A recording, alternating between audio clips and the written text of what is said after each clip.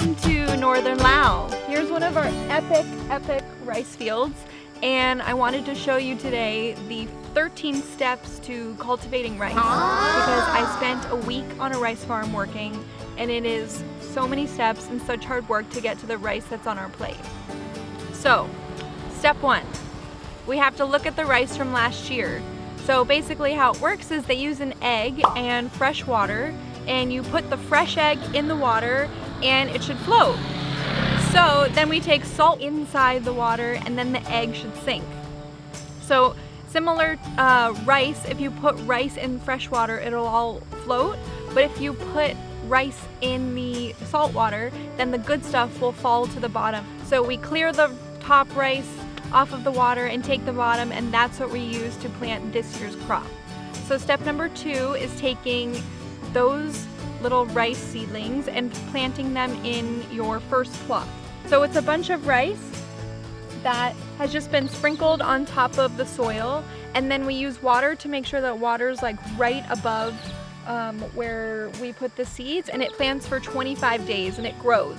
So you get like a small seedling that's about like this high, and then from there we have to take those seedlings out. So we rip them out because if you leave them in, it's too much rice crowding, and so all of the rice will die. So we take it out. So step 3, we get to do the fun part, which is plowing the field with our buffalo. So you can see back here, there's like individual kind of like puzzle pieces. So each one is kind of like its own little paddy.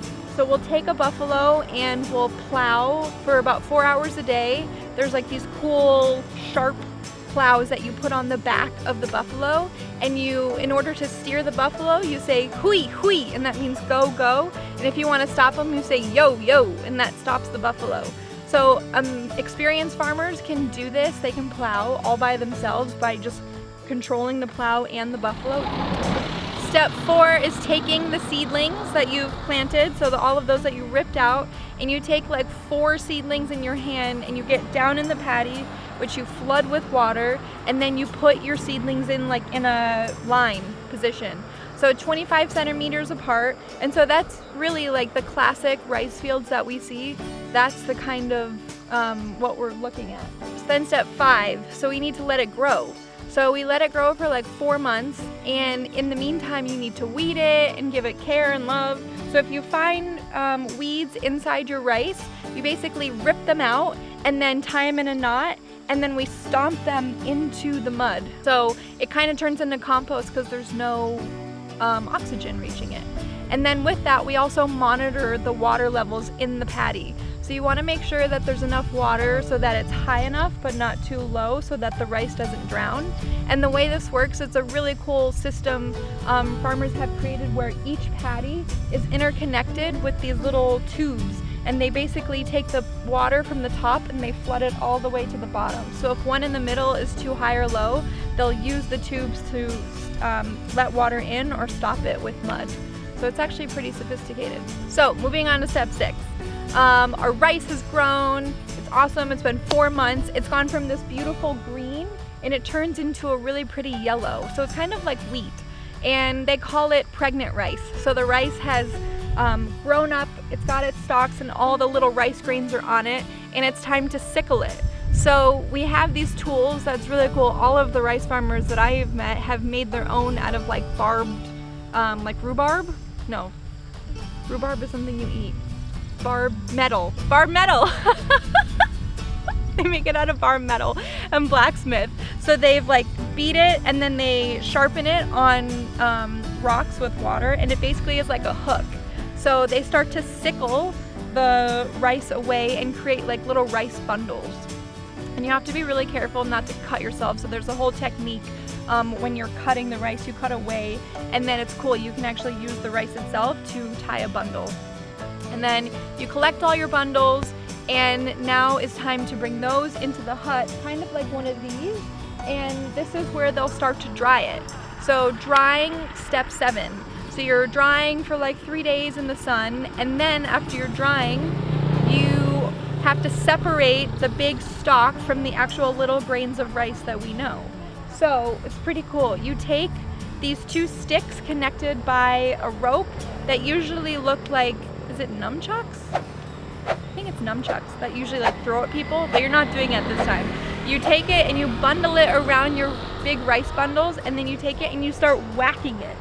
And it's like basically you're hangry at this point because you've been waiting so long for your rice to grow. And you whack it, and then all of this rice flies all over the place, and it's separate from the stalk. So that's basically like hay now. So that's used to put on crops to keep them from getting too watery. It's tractor interruption. Woo! The banana tractor. Awesome. Savaidy! So you're hangry, your rice is flown all over the place, and then we have to take it and use brooms to sweep it all together. That's one of my favorite things in Laos are the brooms. They're super elegant. And then from there, you take a fan and you fan it. And that's really cool. So you're fanning the rice, and then the grains that are kind of useless and don't really have any rice in them fly away, and the good grains stay. So there's this whole beautiful technique where you use your foot to move it and fan it. Step 9, carrying back the rice. So there's 3 ethnic groups in Laos who all carry their rice differently. And I can't be quoted right now on which groups grow rice where, but there's like highlands, middlelands, and lowlands, and depending on where you grow your rice is how you're carrying it back to your village, based on like comfort and how far you have to go. Some of these people growing rice have to go like hours back to their villages. So there's 3 different techniques for the Khmu, the Hmong, and the Lao people. So one of them is a backpack. Another tractor.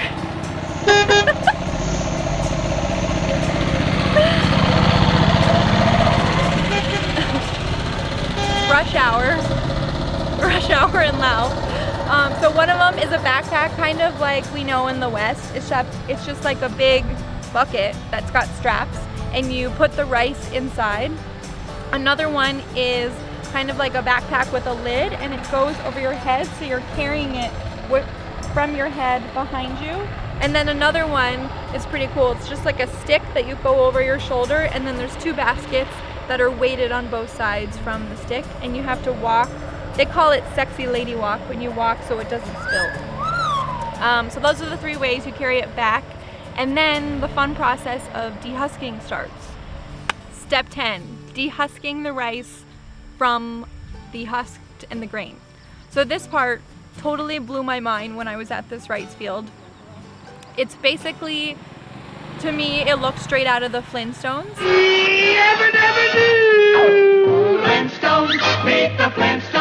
It's essentially what they've been using for many, many years is like a seesaw. And on one end there is like a spike, and you put it in a bowl and you put the rice grains in there, and the spike goes on top of it. And the other side is a man who's essentially jumping up and down with one foot, and that's making the seesaw go like this and beating the rice. And then a woman stands where the rice is getting beaten. She sits next to it and she moves the rice, so it's constantly beating on new rice and separating the husk. And then from there, the woman takes out the rice, she scoops it into one of these beautiful bamboo baskets, and then she starts fanning it. And basically she's taking the husk off of the rice grain, and we give those to the chickens and all the animals. And then the husk itself is used to make lao lao, which is rice whiskey, which is very, very intense stuff, but really tasty. They love it here. And she fans it so that she just gets like the rice grains left. So by the end she just has rice. And they say in Lao, if a woman can fan rice and can separate it, then she can get married. I was really good, so I can get married. Step 11 is basically you have your rice grains, and now we need to grind it up to make rice noodles, to make rice flour so we can make all the noodles and all the yummy stuff that we eat. So this is another thing pretty much straight out of the Flintstones. So it's like 2 pieces of rock that come together and they spin, and there's teeth on the inside, so it's basically grinding it up on the inside, and then the flour falls out. But it's connected to this whole machine where the man basically spins it in a circle. So he's gotten his cardio on his legs to dehusk the rice, and now he's getting his arms in, getting the rice flour. So that's step 11. So once you've completed that, it's time to steam. So we are steaming the rice basically in a bamboo basket. The rice first needs to get soaked in water. Like the minimum is 3 hours all the way to overnight. A lot of people here in Laos throw it in before they go to sleep, and then they wake up around 4 o'clock in the morning and steam the rice before they give it to the monks for the alms ceremony. And they do this every single day, no days off. Very impressive. So they put the rice in the water, let it kind of get soft and really nice, and then they'll take it out of the water and drain it and put that rice into the bamboo basket and put that over water, kind of like a double boiler, over a fire. And then that gets cooked for about 45 minutes. Somebody! It gets cooked for 45 minutes, and the rice on the bottom cooks a lot faster than the rice on the top. So what they do is they have this basket and they literally flip the whole thing like a giant omelet or something. It's really cool. And then that is covered and then it's ready to eat. So step 13 is eating.